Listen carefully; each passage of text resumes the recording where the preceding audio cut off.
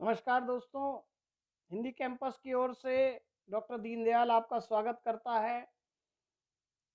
ये जो श्रृंखला 10 कक्षाओं की आप तक पहुंची थी, उसके बाद जो विराम आया उसको पुनः हमने यहाँ से आरंभ कर दिया है। 11वें दिन की कक्षा 10 प्रश्नों के साथ आपके लेकर हम सामने हैं और इसको फिर क्रम से लाएंगे। इसी में आज 10 प्रश्नों में पहला प्रश्न आपके सामने आ रहा है। ये आपने सुना हो शब्द बंगाल का अकाल किसकी कविता है।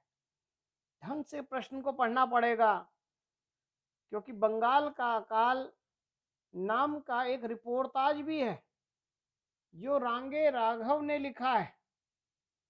लेकिन यहाँ क्वेश्चन आया है बंगाल का अकाल नामक कविता किसकी है, तो रांगे राघव का नाम यहाँ से काट दें।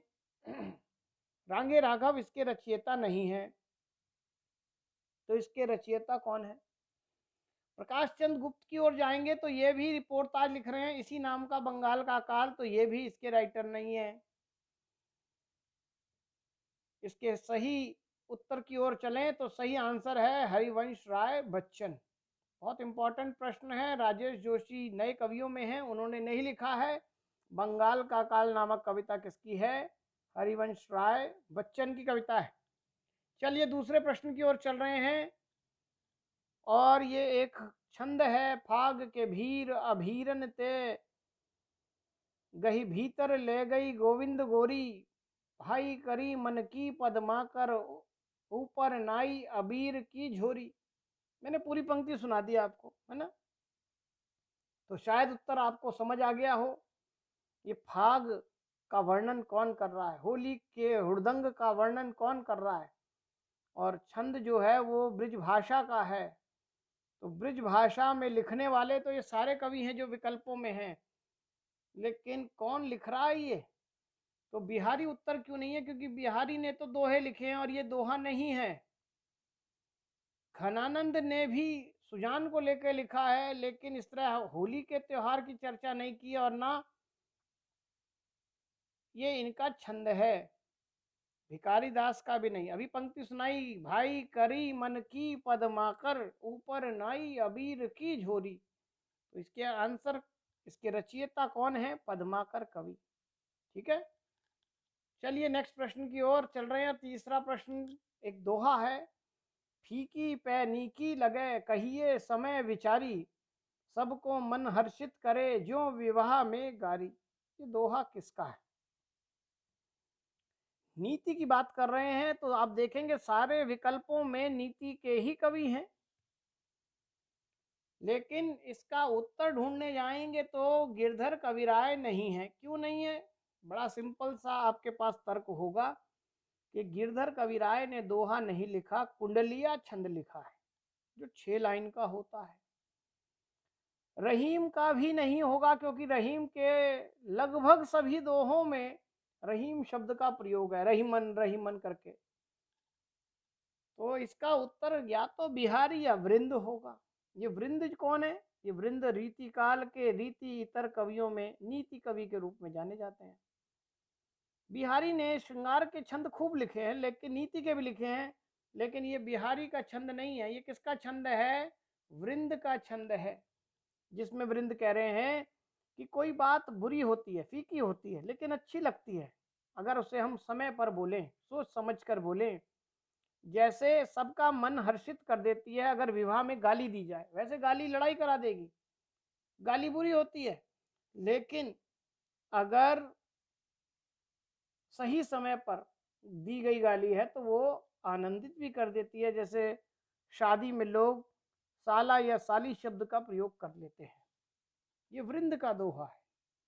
चलिए चौथे प्रश्न की ओर चल रहे हैं और चौथा प्रश्न हिंदी साहित्य के इतिहास के संबंध में है कि हिंदी साहित्य का इतिहास नाम से इस इतिहास के संपादक कौन हैं। क्वेश्चन बहुत ढंग से देखना पड़ेगा क्योंकि बहुत सारे लोगों ने हिंदी साहित्य का इतिहास लिखा है और ये नाम आते ही सबसे पहले लोग रामचंद्र शुक्ल पर टिक लगाने लगते हैं, जो आंसर हो जाएगा गलत, क्योंकि रामचंद्र शुक्ल के इतिहास का नाम हिंदी साहित्य का इतिहास तो है, लेकिन वो उसके लेखक हैं और यहाँ पूछा गया है संपादक, तो रामचंद्र शुक्ल इसका आंसर नहीं है।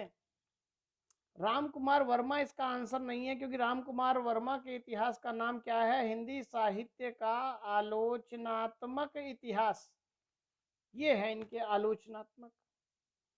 और विश्वनाथ त्रिपाठी भी नहीं है, क्योंकि इनके इतिहास का नाम है हिंदी साहित्य का सरल इतिहास। और ये तीनों राइटर हैं, लेखक हैं, और अब पूछा गया है संपादक, तो सही आंसर क्या है? डॉक्टर नगेंद्र, जिन्होंने लिखा नहीं है संपादन किया है। और नगेंद्र के साथ हरदयालु, इन्होंने जो है डॉक्टर हरदयालु सिंह ने इनके साथ संपादन कार्य किया है। तो इस इतिहास के संपादक कौन है? डॉक्टर नगेंद्र। बहुत इंपॉर्टेंट प्रश्न था, पूछने का तरीका अलग था। आइए नेक्स्ट प्रश्न, पांचवा प्रश्न है, भाषा विज्ञान के अध्ययन की कौन सी विधि नहीं है? भाषा विज्ञान कई तरीके का होता है। तो एककालिक भाषा विज्ञान होता है, जिसमें एक काल की भाषा का विश्लेषण होता है, उसका वैज्ञानिक अध्ययन होता है, ये तो विधि होती है। दूसरी विधि है कालक्रमिक, हाँ ये भी एक विधि है, जिसमें किसी भाषा के लगातार विकसित ऐतिहासिक क्रम को देखा जाता है, कालक्रम के अनुसार कैसे कैसे बदलती गई, इसको ऐतिहासिक विधि भी कहते हैं। और जो आप पढ़ते रहे हैं वो है विधि संरचनात्मक। स्ट्रक्चर देखा जाता है किसी भाषा का, कि इसमें संज्ञा क्या है, सर्वनाम क्या है, क्रिया क्या है, वाक्य संरचना क्या है, ये संरचनात्मक विज्ञान है। तो ये तीनों विधियां हैं, लेकिन विधि अगर नहीं है कोई भाषा विज्ञान की, तो वो है विखंडनात्मक। इस नाम की कोई विधि नहीं है। ये विखंडनात्मक तो एक नई समीक्षा का रूप है। ठीक है, तो ये आंसर गलत है, चौथा। नेक्स्ट प्रश्न की ओर चलिए, छठा प्रश्न। पंक्ति है एक, अधिकार सुख मादक किंतु सारहीन होता है। ये पंक्ति किस रचना की है? आप देखेंगे एक रचना चंद्रगुप्त दे रखी है, जो जयशंकर प्रसाद का नाटक है।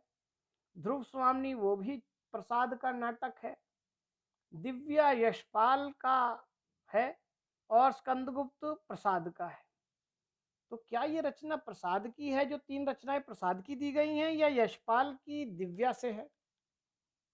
तो ध्यान, अगर आपने पढ़ा, ये सब कुछ एमए में लगे हुए हैं, तो अगर आपने पढ़ लिया तो उसका सही आंसर क्या है? स्कंदगुप्त। स्कंदगुप्त की पहली पंक्ति है, अधिकार सुख मादक किंतु सारहीन होता है। और बहुत विशिष्ट बात प्रसाद ने कही है, कि जिस अधिकार के लिए हम जद्दोजहद करते हैं जिंदगी भर, वो प्राप्त जब हो जाता है तो उसका सुख बड़ा मादक होता है, लेकिन जब वो मिल जाता है तो लगता है कि बेकार है, कुछ नहीं है इसमें। जैसे आप सब लोग भी टीचिंग लाइन के लिए, नौकरी के लिए भाग दौड़ कर रहे हैं। जिस दिन ये अधिकार मिल जाएगा, नौकरी मिल जाएगी, टीचर बन जाओगे, उस दिन बाद में एक ही शब्द कहोगे, इस 2 कौड़ी की नौकरी के लिए इतनी भाग दौड़ कर रहे थे, क्या है इसमें? पूरी 2 रोटी भी नहीं हो पाती है। आपको सारहीन दिखाई देगा वो सुख। तो अधिकार सुख कैसा होता है? मादक किंतु सारहीन होता है। ठीक है, जितने भी राजाओं ने गद्दी के लिए, अधिकार सुख के लिए लड़ाई लड़ी, बाद में उन्हें ये पता लगा है कि किसके लिए लड़े, क्या मिला, सब कुछ तो खो दिया, सारहीन है। आइए सातवां प्रश्न देखिए। प्रेमचंद की कहानी का पात्र है एक मंगल। अब आपने कहानी पढ़ी होगी तो पता लगेगा। तो ये सारी कहानियां आपने पढ़ी होंगी। आप इसमें सबसे पहले तो एक विकल्प को हटा देंगे, कौन सा? तीसरी कसम को। क्यों हटा देंगे भाई? क्योंकि तीसरी कसम तो प्रेमचंद की कहानी ही नहीं है। किसकी है फिर? कोर्स में लगी हुई है। और इस कहानी का दूसरा नाम है मारे गए गुलफाम। ठीक है, फणीश्वर नाथ रेणु की। ये 3 कहानी, दूध का दाम, ईदगाह, ठाकुर का कुआं, ये हैं। ईदगाह सबने पढ़ी है, जिसमें एक हामिद नाम का लड़का है, उसके दोस्त हैं मोहसिन, नूरे, सामी, कहीं पर मंगल का नाम नहीं है, तो ईदगाह कहानी भी उसका उत्तर नहीं हुई। ठाकुर का कुआं एक दलित वर्ग की समस्या को लेकर कहानी लिखी गई है, इसमें भी ये पात्र नहीं है। सही आंसर है दूध का दाम। एनसीईआरटी में एक कहानी लगी हुई है दूध का दाम, अगर आपने पढ़ी हो तो। उसमें एक सेठानी है जिसके बच्चा होता है लेकिन उसे दूध नहीं उतरता है, तो उसका बच्चा भूखा मर जाएगा। और वहीं उसकी एक नौकरानी है जिसका नाम है भूंगी, उसके भी एक बच्चा होता है मंगल। तो वह अपनी मालकिन से कहती है मेरा बच्चा तो जैसे तैसे जी जाएगा, आपका बच्चा ना मर जाए, इसलिए सेठानी मेरे बच्चे से आपका बच्चा बड़ा है इसलिए मैं उसको दूध पिलाऊंगी। और जो है सेठानी इसके लिए हाँ कर देती है और इतनी द्रवीभूत हो जाती है उस समय तो कि तेरा एहसान कैसे चुकाऊंगी, तुझे सोने के कंगन दूंगी, तेरे मरने के बाद तेरे बच्चे की तो चिंता नहीं है तुझे, क्योंकि मैं उसका पालन करूंगी अपने बच्चे की तरह।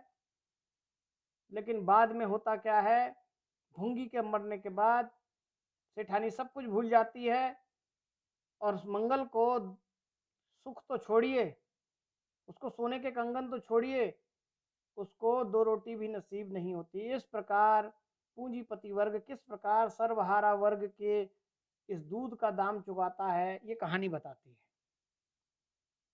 चलिए नेक्स्ट देखते हैं। 8वां प्रश्न आपके सामने है, इतना ही पर्याप्त है। अनेक शब्दों के लिए एक शब्द है, इतना ही पर्याप्त है, इसके लिए एक शब्द क्या होगा? इति पर आंसर लगाएंगे तो गलत हो जाएगा, क्योंकि इति का मतलब क्या होता है? इति का मतलब होता है अंत। इत्यादि का मतलब इति से आगे ये भी नहीं है, तो क्या है? इतिवृत्त। इतिवृत्त का मतलब होता है एक ही घेरे में रहना। सही उत्तर क्या है? इत्यलम। इतना ही पर्याप्त है, इत्यलम। अलम थोड़ा, इति यहीं पर ही थोड़ा है, इतना ही पर्याप्त है। और आगे के काव्य संग्रह का नाम है इत्यलम, ये भी याद रखना है। 9वां प्रश्न देखिए, गांठ का क्या अर्थ नहीं है? गांठ, फंदा लगाते हैं बनाते हैं तो वो फंदा एक गांठ होती है, गांठ का अर्थ फंदा तो होता है। गिर है, गांठ का ही पर्याय है, लोकल में चलता है गिर है। उलझन, उलझ जाता है तो उसमें गांठ लगती है इसीलिए उलझता है, इसलिए ये भी उत्तर है। दुर्गम का मतलब कठिन होता है, इसलिए दुर्गम इसका सही उत्तर है। इसका अर्थ गांठ का उत्तर क्या नहीं है? दुर्गम नहीं है। अंतिम प्रश्न की ओर चल रहे हैं। आज 10वां प्रश्न है, अंटी मारना।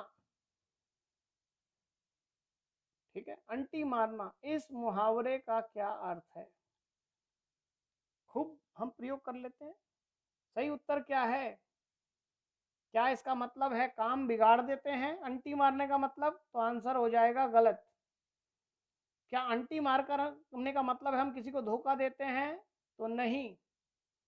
कोई चौकड़ी मार के बैठने को अंटी मारना कहते हैं? नहीं। सही उत्तर है चाल चलना। जब हम किसी को धोखा देने के लिए चाल चलते हैं उसे कहते हैं अंटी मारना।